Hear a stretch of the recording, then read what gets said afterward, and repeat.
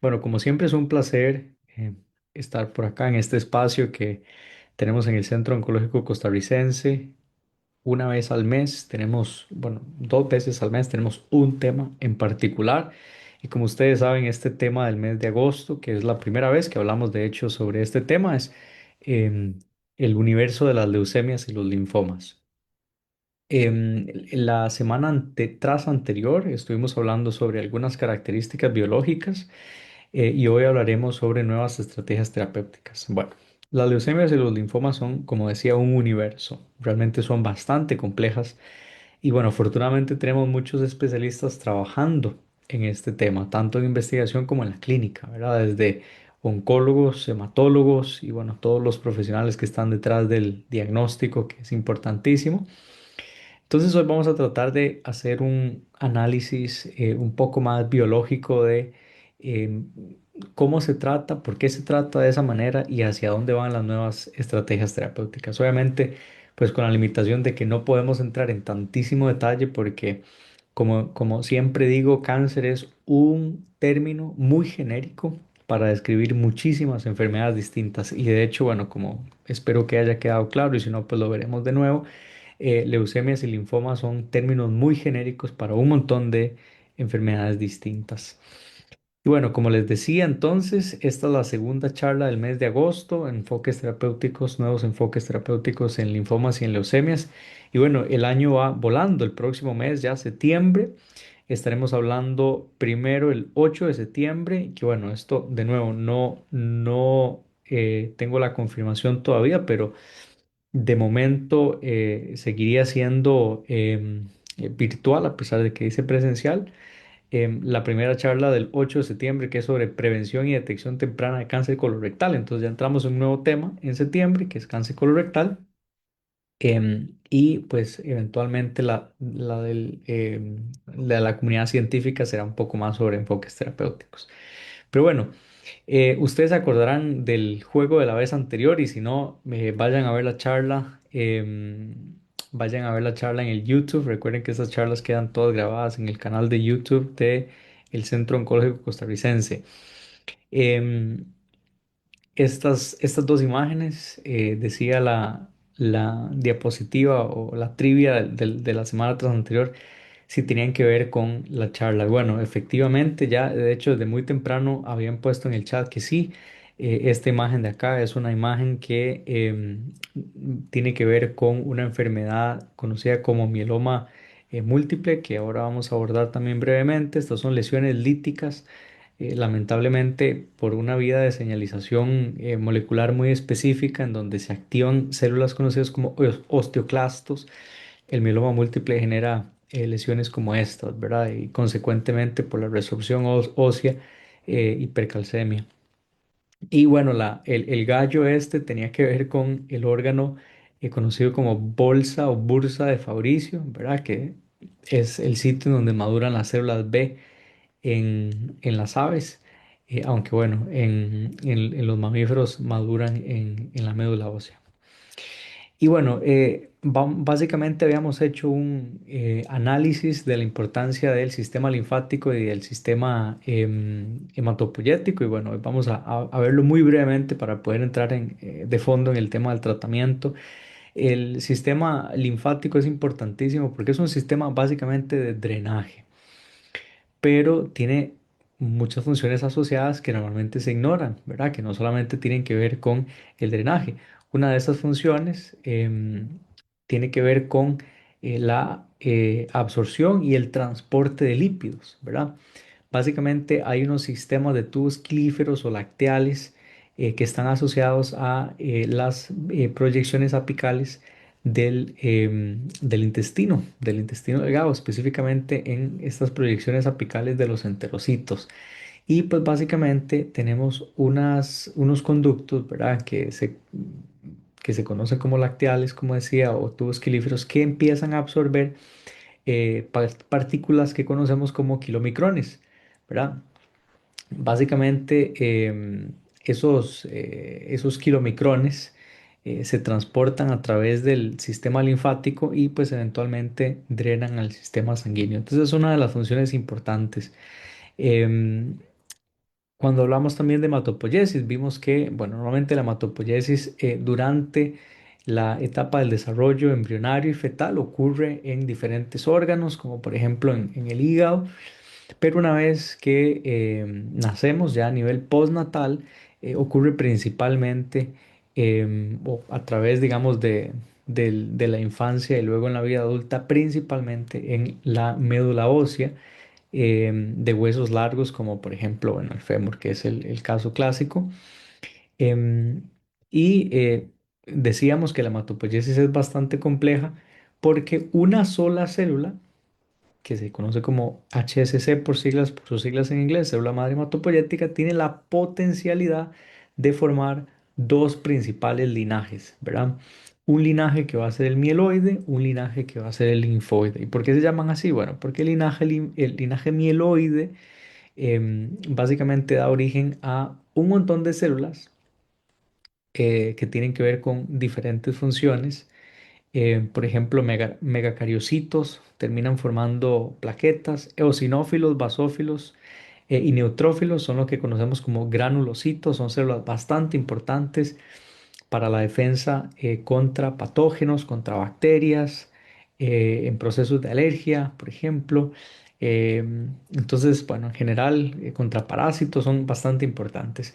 Obviamente tenemos células, los eritroblastos que van a formar luego eritrocitos y los monocitos que normalmente pueden andar por ahí circulante o luego pueden diferenciarse en tejidos como macrófagos y células dendríticas. Y en el linaje linfoide tenemos a los linfocitos, linfocitos T y B, que bueno, T hay un montón, ¿verdad? Y las células B que luego pueden adquirir memoria, diferenciarse y formar células plasmáticas, que son las que producen anticuerpos.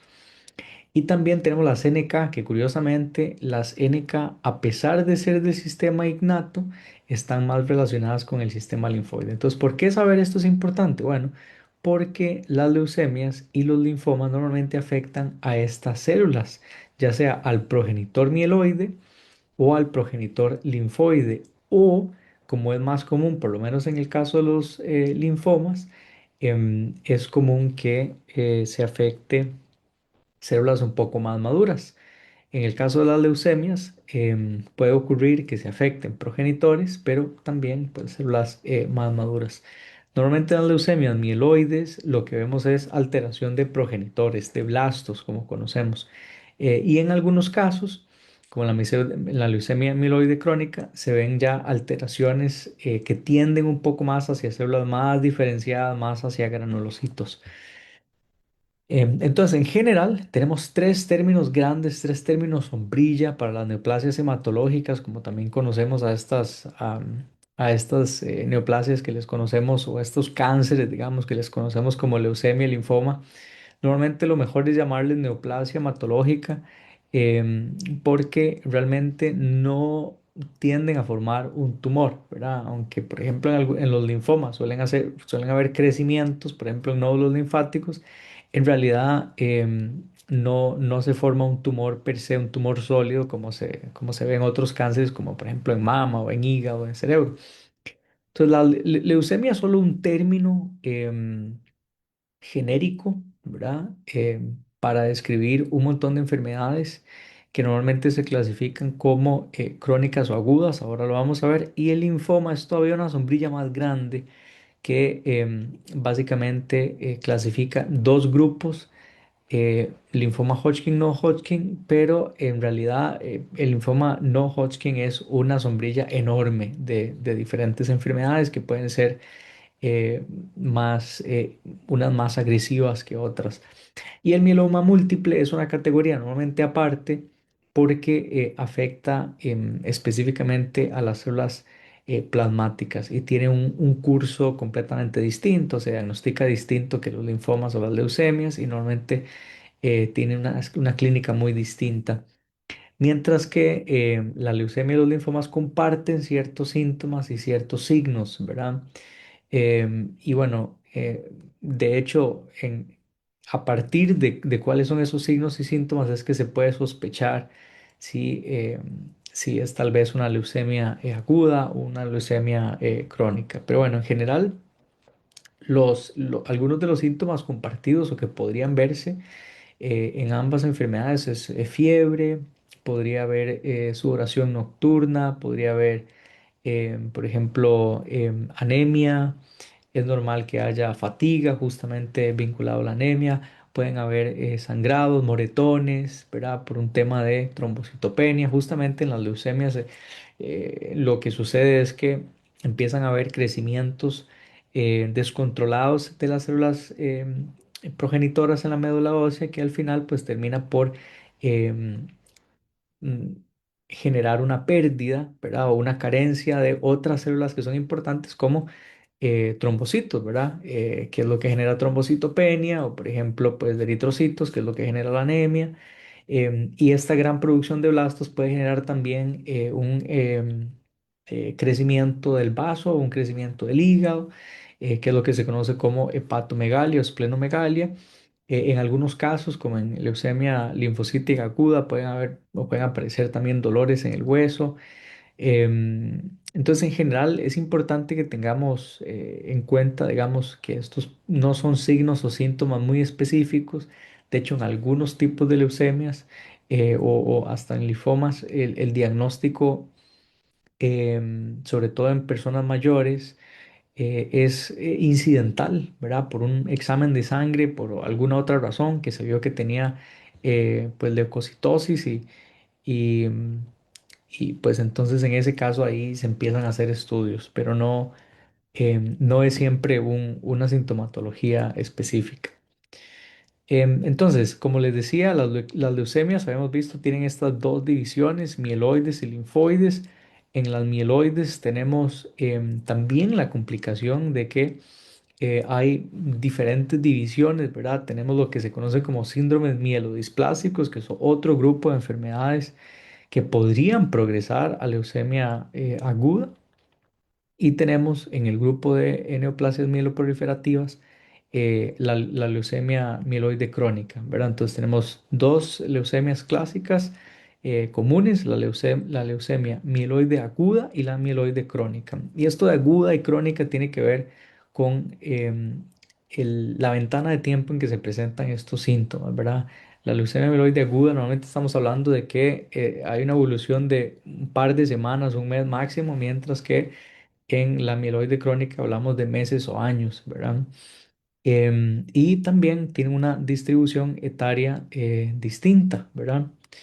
Em, y luego, bueno, tenemos dentro de las leucemias linfoides o linfoblásticas, tenemos la leucemia linfoblástica aguda, que es más común en niños, es la leucemia más frecuentemente diagnosticada en niños, y la crónica, ¿verdad? La leucemia linfocítica crónica, que más bien es más común en personas mayores y que normalmente se diagnostica muchas veces de forma incidental, porque no siempre presenta con síntomas, e incluso una vez que se diagnostique, muchas veces no se trata, sino que se observa, ¿verdad? A menos que ya ocurra un periodo de activación o que ya hayan sintomatologías pues bastante claras. Normalmente para el diagnóstico de leucemia se tiene que hacer un frotis sanguíneo, ¿verdad?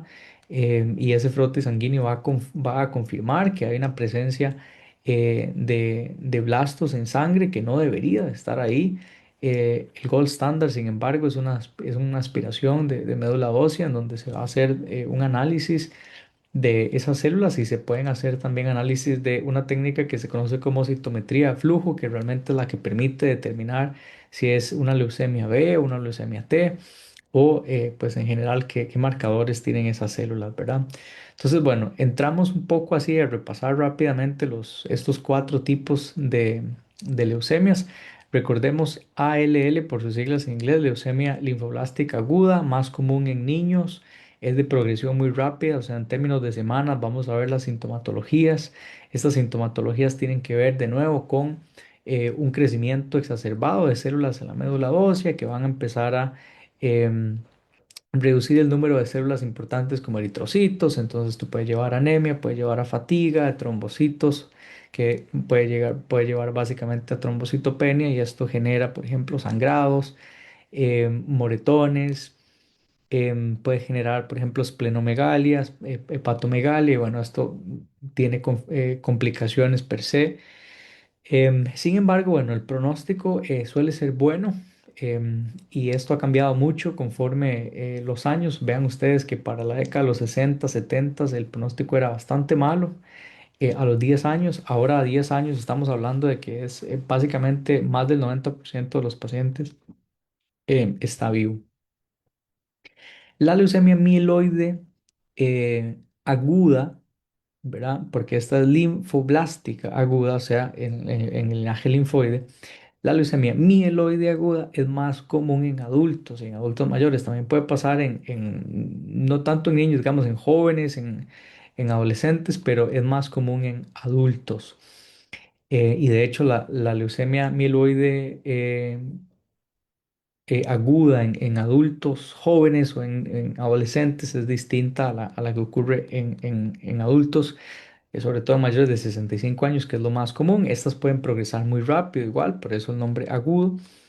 Y en realidad esto es una sombrilla de diferentes enfermedades, y ahorita lo vamos a ver en cómo se tratan. Molecularmente ocurren muchísimas translocaciones, o sea, se tiene muy claro cuáles son las alteraciones que ocurren em, en la leucemia mieloide aguda.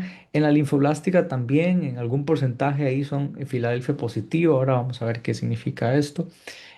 Pero en la leucemia mieloide aguda hay un montón de translocaciones involucradas, y bueno, de nuevo, la patología se correlaciona muy bien con la sintomatología, con los signos que vemos, porque bueno, aparece en fiebres, aparece, por ejemplo, disnea, pueden aparecer adenopatías, hepatomegalia, esplenomegalia, en algunos casos leucemia cutis.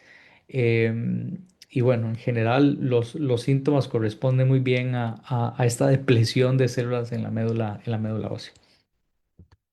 Y bueno, básicamente lo que veíamos es que la leucemia mieloide aguda lo que va a hacer es una sobrepoblación de células inmaduras, que entonces van a básicamente ocupar el espacio de todas estas células mieloides que son tan importantes. Por ejemplo, estos pacientes también son más frecuentemente asociados a infecciones, porque entonces pierden la inmunidad celular dada por neutrófilos y por NKs y por otras células importantísimas, y de ahí que entonces tengan esta predisposición o esta mayor propensión a infecciones.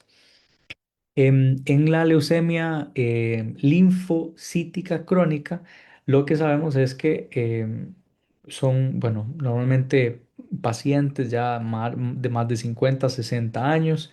Estas son leucemias que crecen o que se desarrollan lentamente. En general, muchos pacientes no requieren un tratamiento inmediato. Em, Sabemos que hay alteraciones importantes en ciertas quinasas, y esto ayuda a poder hacer un tratamiento o dar un tratamiento más dirigido, ya lo vamos a ver. Y en la leucemia mieloide crónica el tratamiento es todavía más dirigido, porque sabemos que en la mayoría de los pacientes, básicamente el 90% de los pacientes tienen una alteración muy específica, que es esta alteración que vemos acá, que se conoce como cromosoma Filadelfia.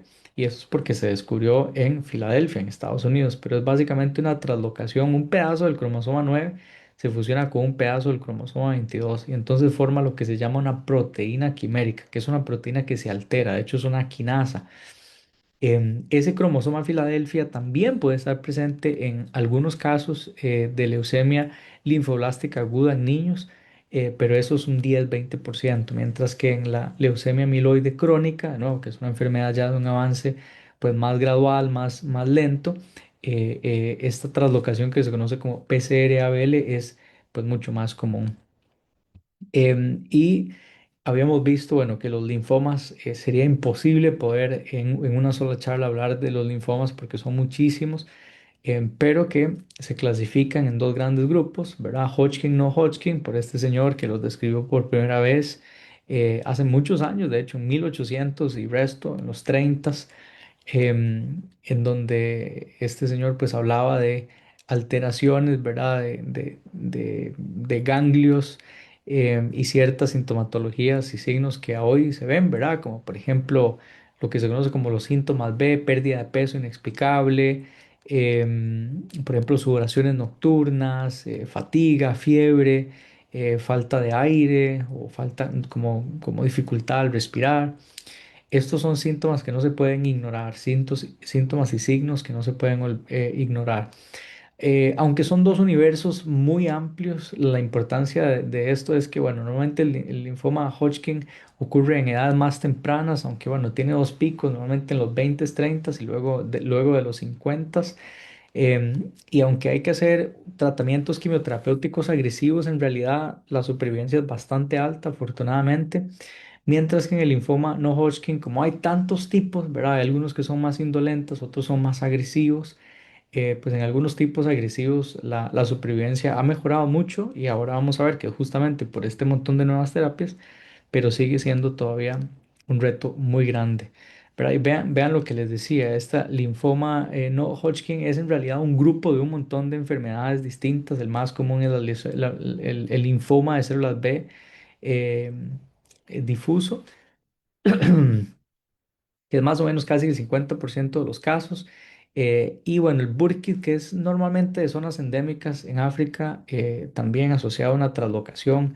Estos más o menos son el 50% estos dos, pero ven que de nuevo, el más común es el Diffuse Large B-Cell Lymphoma, por siglas en inglés, que de hecho son los de alto grado, los que crecen más rápido, los más agresivos, y luego hay otros de más bajo grado, que es casi que son la otra mitad, como de células, zona marginal, folicular, de células del manto, que de hecho todas se caracterizan por tener, como lo ven acá, translocaciones específicas, ¿verdad? Entonces, interesantemente son linfomas que ocurren porque estas células normalmente células B o, sufren de una alteración, una translocación entre dos genes, ¿verdad? Entre dos cromosomas, lo cual es bastante interesante. Para el manejo de los linfomas es bastante común, bueno, cursos intensos de quimioterapia, famosa quimioterapia R-CHOP, ¿verdad? Que es la clásica para linfoma no Hodgkin, que de hecho son la mayoría de todos los linfomas, entre 80 y 90% de los casos. Y ahora, más que nunca, se usa PET-CT para poder justamente hacer un monitoreo de la enfermedad, ¿verdad? Y bueno, el linfoma Hodgkin, que en realidad, como les decía, es un linfoma de dos grupos etarios, 20, 30 o 50, 60, es tal vez la minoría, ¿verdad? Pero no dejan de ser importantes, de 10 a 15% de todos los linfomas que se ven y pues sí normalmente aparecen por estos síntomas B clásicos, ¿verdad? De sudoración nocturna, fiebre, pérdida de peso, en algunos casos infecciones. Em, y bueno, el tema que había quedado tal vez un poquito rezagado la vez anterior era el de mieloma múltiple y otras alteraciones, pero bueno, en realidad eso es porque ya se nos había acabado el tiempo. Hoy solo voy a decir brevemente que bueno, el mieloma múltiple es otra categoría porque ocurre en células plasmáticas, que ya son células diferenciadas del linaje B. Estas son células de memoria, células que van a producir anticuerpos contra antígenos específicos. Entonces, cuando las alteraciones ocurren en estas células, pues empiezan a ocurrir este tipo de alteraciones que conocemos como mieloma múltiple, ¿verdad? Que lamentablemente tiende a ser bastante o puede ser bastante agresivo, pero bueno, ahora también tenemos más estrategias terapéuticas. Entonces, en esta media hora vamos a ver cuáles son los principales abordajes terapéuticos de cada una de estas leucemias. Y bueno, aquí diseñé unas imágenes bien bonitas para poder resumir lo que de otro modo serían un montón de tablas y de gráficos y de algoritmos terapéuticos que son bastante complicados de entender. Pero bueno. Empecemos por la AML, que es leucemia amiloide aguda. La leucemia amiloide aguda, ustedes recordarán que es más común en personas mayores, ¿verdad? Normalmente 50, 60 años. Y en estas personas, normalmente el diagnóstico sí tiene que ver más con clínica, ¿verdad? Es una enfermedad aguda, entonces pues progresa rápidamente, en términos de semanas estamos viendo sintomatologías clásicas, ¿verdad? Que de nuevo tienen que ver con, por ejemplo, anemias o, por ejemplo, por trombocitopenia, vemos moretones, sangrados, puede haber hepatomegalia o esplenomegalia. Em, en fin, en realidad la propensión a infecciones es bastante común. En realidad son diferentes los signos y síntomas y que no deberíamos de normalizar, ¿verdad? Normalmente el diagnóstico siempre es por examen de sangre, ¿verdad? Que es lo primero, un conteo general, pero luego el diagnóstico gold standard es el aspirado de médula ósea. En leucemia mieloide aguda es muy importante el análisis genético, el análisis cromosómico, el poder ver si hay algún tipo de alteración que pueda ser tratada.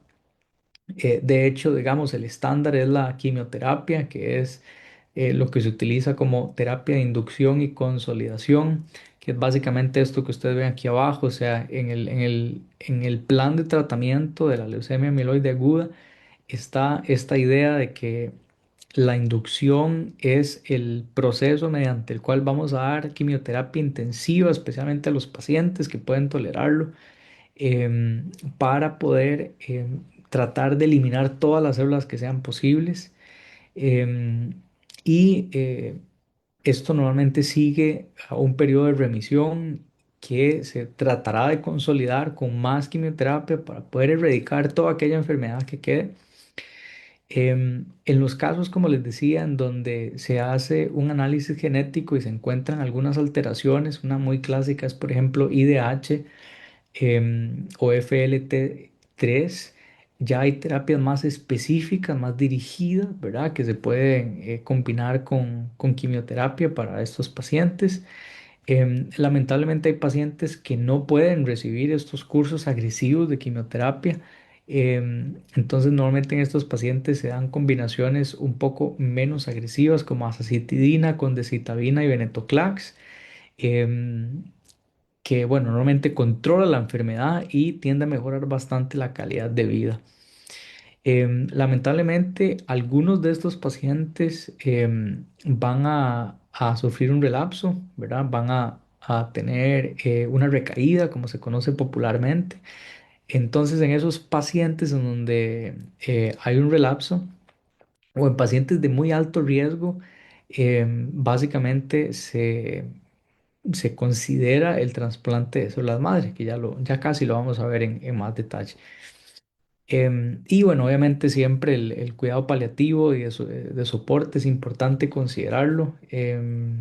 Eso normalmente se ignora, pero sí que es bastante importante.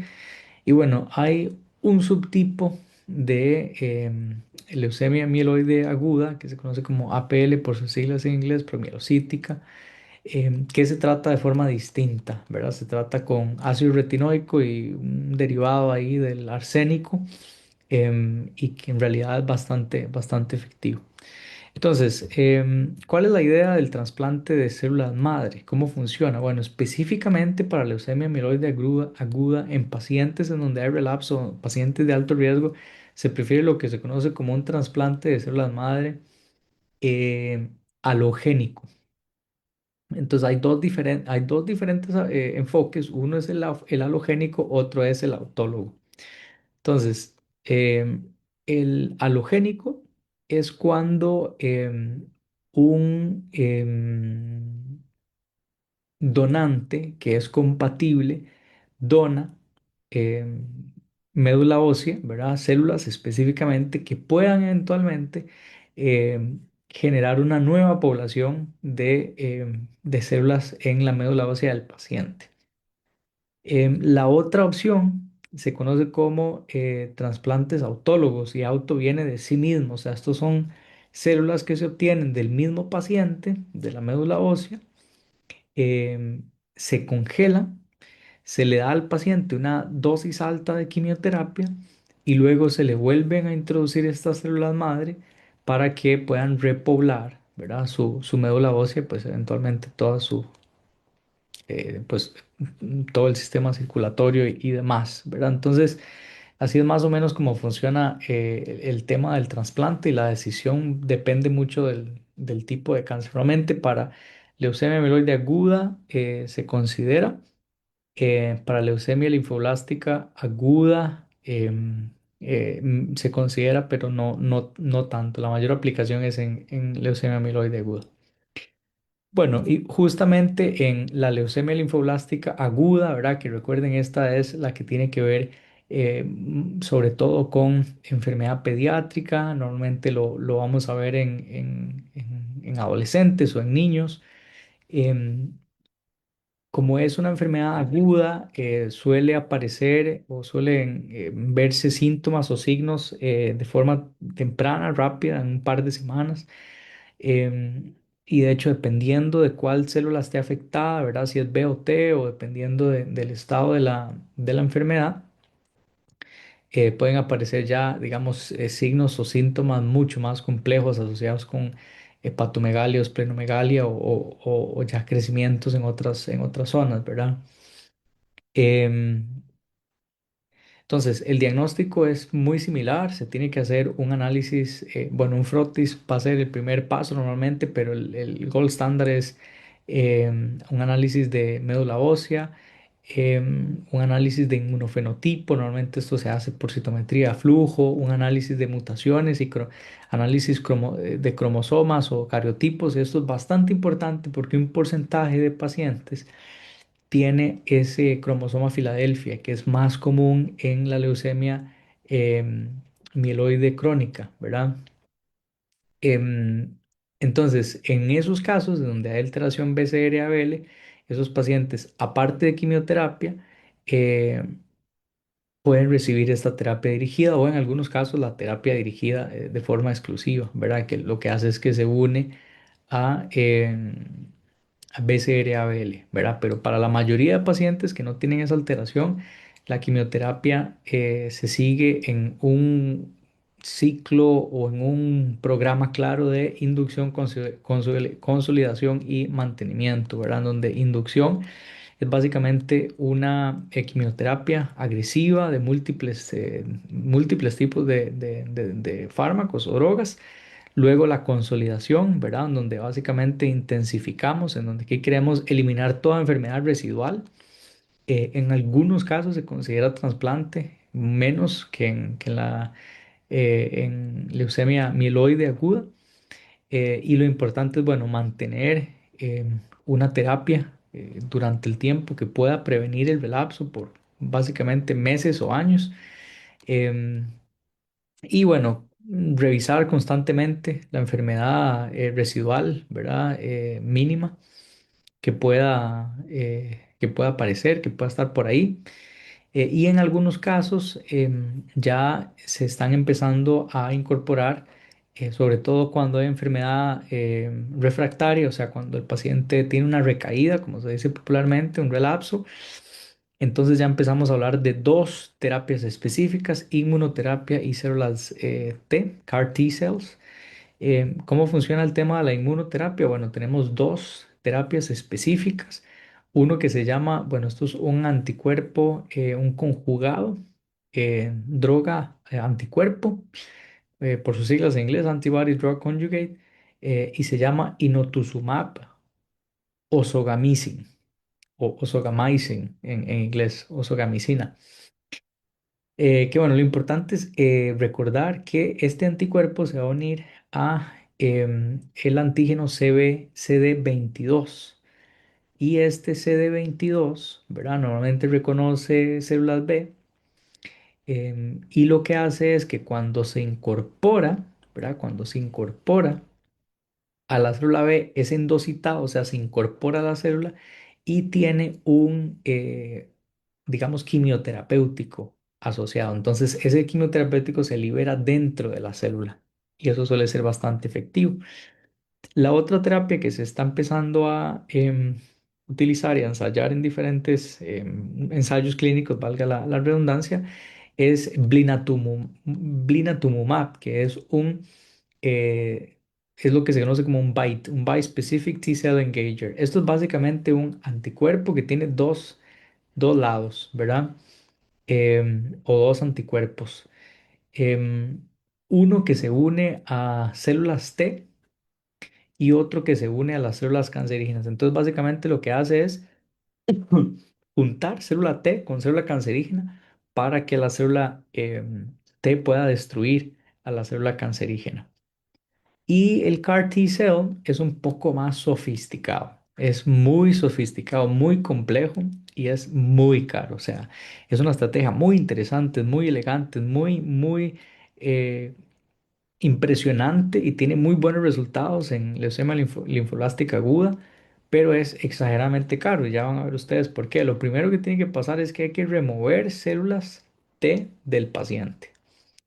Esas células luego se tienen que cultivar en un laboratorio y se tienen que modificar genéticamente, introduciéndoles un gen que va a ayudarle a estas células a reconocer a las células cancerígenas.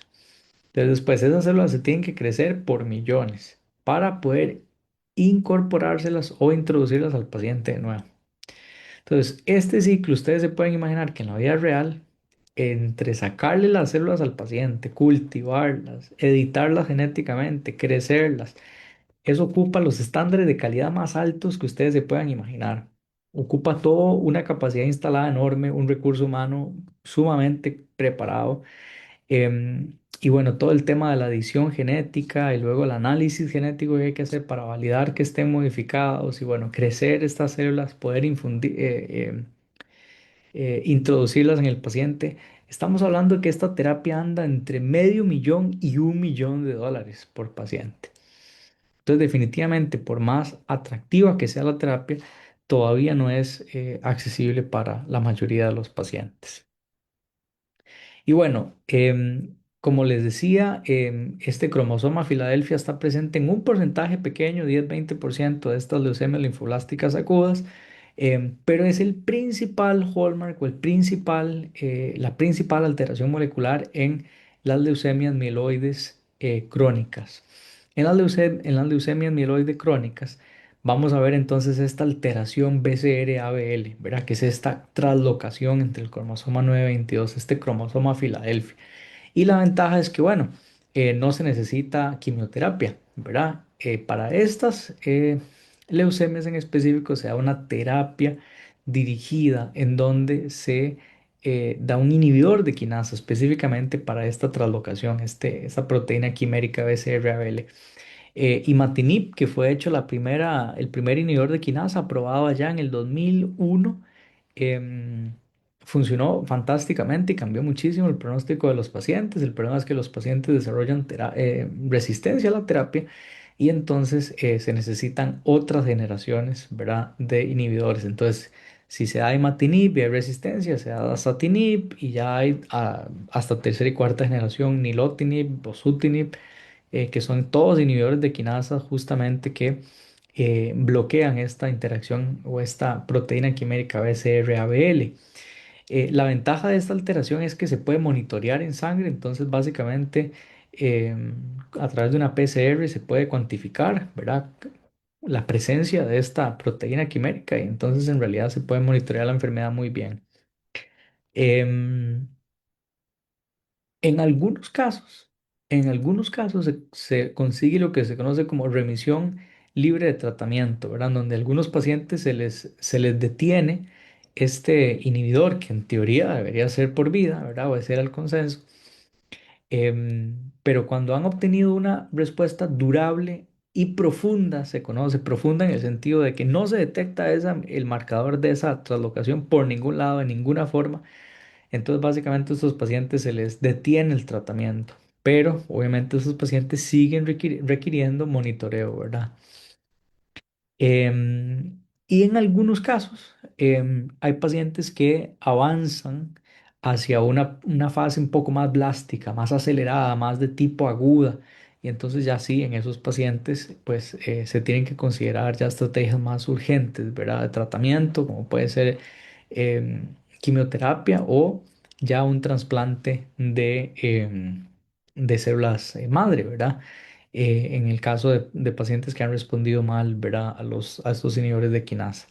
Entonces, en algunos pacientes se considera trasplante de células madre. Esa es la leucemia mieloide crónica. En la leucemia linfocítica crónica, justamente como es enfermedad crónica y como es una enfermedad que normalmente se diagnostica de forma incidental y no tanto por síntomas, es una enfermedad en donde se procura watch and wait, ¿verdad? Como dicen en inglés. O sea, básicamente es observar y esperar. Son pacientes que normalmente no necesitan tratamiento de inmediato. La enfermedad, sobre todo si la enfermedad es estable, obviamente, ¿verdad? Y si no hay síntomas. Ya si hay síntomas, entonces se evalúa cuál es el mejor manejo, ¿verdad? Específicamente em, con inhibidores de quinasa también. Es una quinasa importante que se conoce como BTK. Los inhibidores de BTK. Hay algunos inhibidores de otra proteína que se llama BCL2, que es antiapoptótica. Entonces, si la inhibimos, las células pueden hacer apoptosis, o sea, pueden morirse, que es lo que queremos para estas células cancerígenas.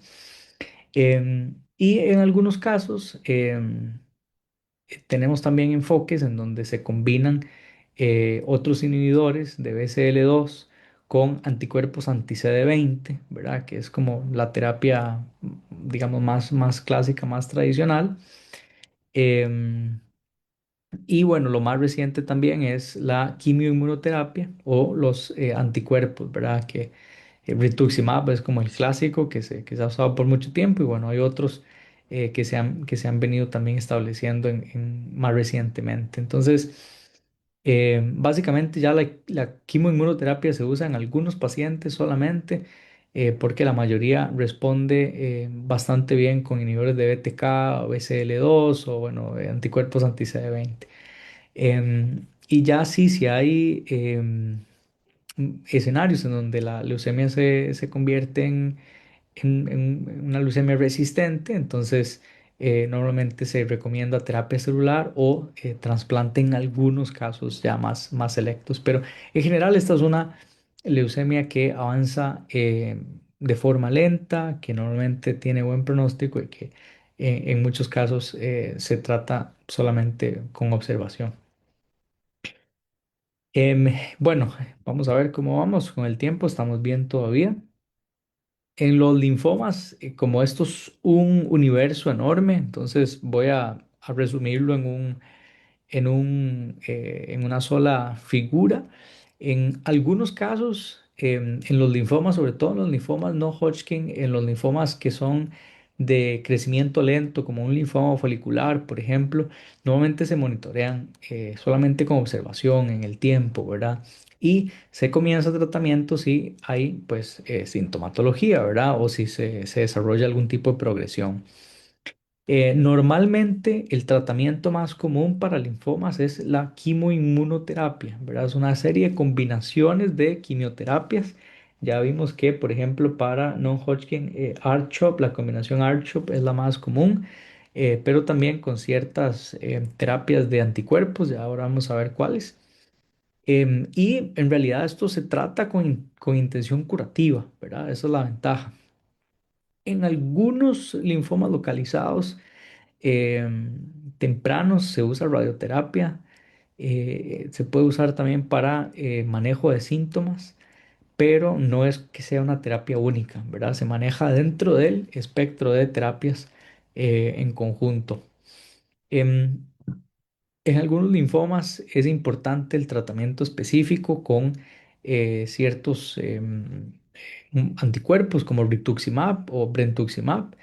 Y pues se utilizan también ciertos anticuerpos que, bueno, de más reciente generación, que normalmente son importantes para en casos de enfermedad con recaída, digamos, popularmente, o en relapso. Y más recientemente también se está considerando el uso de células T, ¿verdad? CAR T cells, estas células modificadas. em, en ciertos casos de linfoma refractario, ¿verdad? Específicamente en los linfomas más agresivos de células B. Entonces, bueno, vamos a ver. CAR T-cell, de nuevo, les recuerdo, Se toman células del paciente, esas células en el laboratorio se modifican genéticamente para que puedan expresar un receptor que reconozca las células cancerígenas, se crecen a por millones para poder luego introducirlas en el paciente y que entonces esas células idealmente vayan y ataquen a las células cancerígenas. Entonces esa es la idea de CAR T cells. Em, pero como les decía, ya se están incorporando algunas inmunoterapias, especialmente para diffuse large B-cell lymphoma, que de nuevo es el más común de los non-Hodgkin y de los más agresivos. Por ejemplo, está epcoritamab, ¿verdad? Que es una nueva terapia que es un BiTE, ¿verdad? Es un Bispecific T-cell engager, es un anticuerpo que une dos cosas juntas. Une a la célula T con la célula cancerígena. Las fuerzas estar juntas, ¿verdad? ¿Para qué? Para que la célula T pueda atacar, pueda matar a la célula cancerígena, ¿verdad? Entonces, básicamente lo que hace es como estimular esa actividad inmunológica, de sinapsis inmunológica, si se quiere. Y bueno, de mieloma múltiple, que lo mencionamos brevemente, en algunos casos, bueno, eh, en mieloma múltiple las cosas han cambiado recientemente. Lo más común es que se haga también una fase de inducción en donde básicamente se trate de matar todas las células cancerígenas que se puedan con una combinación de diferentes quimioterapias, normalmente tres o cuatro drogas. No, no todas son quimioterapias, pero digamos dos o tres más dexametasona o algún tipo de, de esteroide es lo que normalmente se utiliza. En cualquier escenario es definitivamente una terapia de combinación de drogas. Em, en algunos casos se puede optar por trasplante de células madre, ¿verdad? Normalmente este sí es un caso de trasplante autólogo, o sea, donde se utilizan las células del mismo paciente, no de un donante. Em, Se está hablando ahora también de inmunoterapia para mieloma múltiple, específicamente estos anticuerpos biespecíficos que unen a la célula cancerígena con la célula T, que es la que básicamente ataca y mata a estas células cancerígenas. Y CAR T cells, ¿verdad? Que son estas células modificadas, especialmente en ya una enfermedad pues, que ha progresado, que presenta relapso. Entonces, esto es como un resumen de todas las estrategias más recientes que se están utilizando para linfomas, para leucemias. Em, Básicamente, el primer paso siempre va a ser el determinar cuál es la enfermedad, cuál es la célula, ¿verdad? Específicamente entender cuál es el subtipo del que estamos hablando, porque eso va a determinar la mejor estrategia de monitoreo y de tratamiento. Entonces vimos que las estrategias ahorita más recientes e interesantes que están dando buenos resultados, las células CAR T, ¿verdad? Que son de nuevo células del paciente que se toman para modificar genéticamente para que estas células puedan reconocer de mejor forma a las células cancerígenas. Entonces una vez que se incorporan de nuevo en el paciente, esas células podrían ir y eventualmente atacar y destruir a las células cancerígenas. El otro enfoque que vimos en algunos casos es esto del BiTE, el Bispecific T-Cell Engager, que es un anticuerpo que tiene dos lados. Uno que se une a la célula T y otro que se une a la célula cancerígena. Entonces, como la célula T, esta es citotóxica, o sea, mata células, destruye células infectadas, el hecho de que el anticuerpo una ambos extremos, una a la célula T con la cancerígena, hace que la célula T pueda matar a esa célula cancerígena. En algunos casos, como en la leucemia linfocítica crónica, vemos que hay inhibidores de quinasas ya muy específicos contra BTK, por ejemplo. Este se llama pirtobrutinib, que es el más reciente. Y se están usando también enfoques conocidos como PROTACs, que son estos degraders o estos degradadores, ¿verdad? Que básicamente por un lado, una molécula se une a BTK y por otro lado, hay una ligasa que lo que hace es que marca a BTK para que sea degradado en la célula. Hay generaciones más recientes también de BCL2, de inhibidores de BCL2. Son combinaciones similares al venetoclax que se están usando en leucemias mieloides agudas y en leucemias linfocíticas crónicas.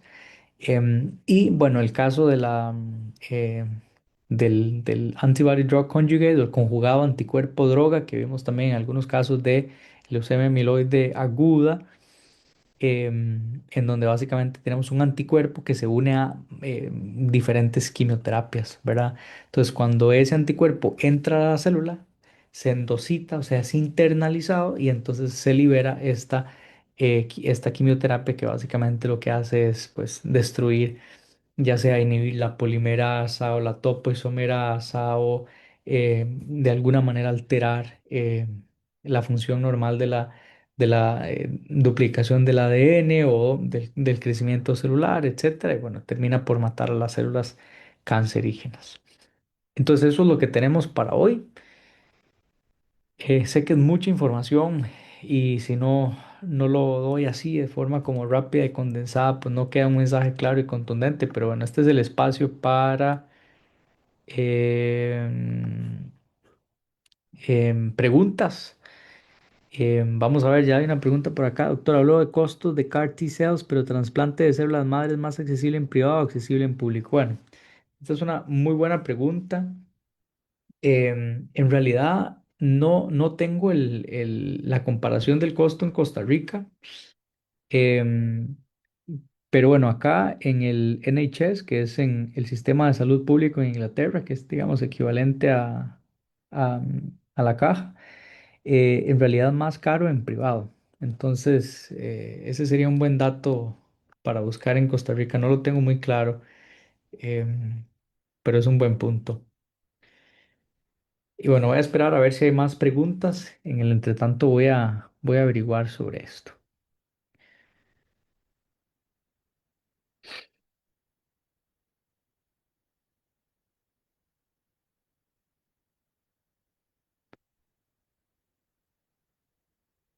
Bueno, hacemos otra pregunta por acá, ¿no? Vamos a ver.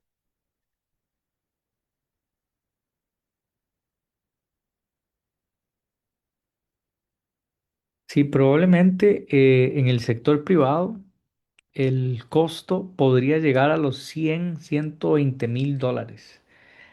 Entonces, pues obviamente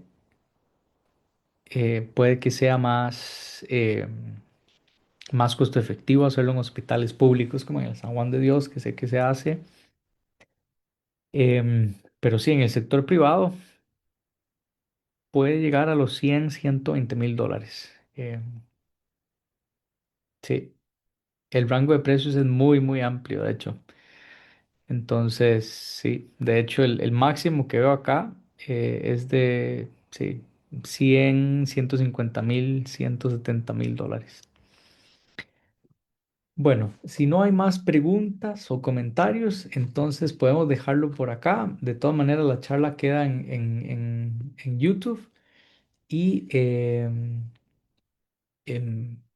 ahí pues podremos revisarlo. Nos preguntan cuál es el mejor test para el diagnóstico. Bueno, el mejor test va a depender siempre de cuál es la enfermedad. Normalmente es un combo de un frotis sanguíneo con un aspirado de médula ósea, que de ahí se pueden hacer análisis de microscopía, análisis de citometrías de flujo, análisis genéticos, análisis cariotípicos, cromosómicos. Entonces no es un solo test, ¿verdad? En realidad es un conjunto de tests que dependen de la enfermedad, y que de eso pues se podrá entonces, que de eso dependerá cuál es el manejo y el tratamiento del paciente. Muy bien. Bueno, muchísimas gracias entonces a todas las personas que estaban por acá. Nos veríamos la próxima entrega en septiembre para hablar sobre cáncer de colon. Muchísimas gracias y buenas noches.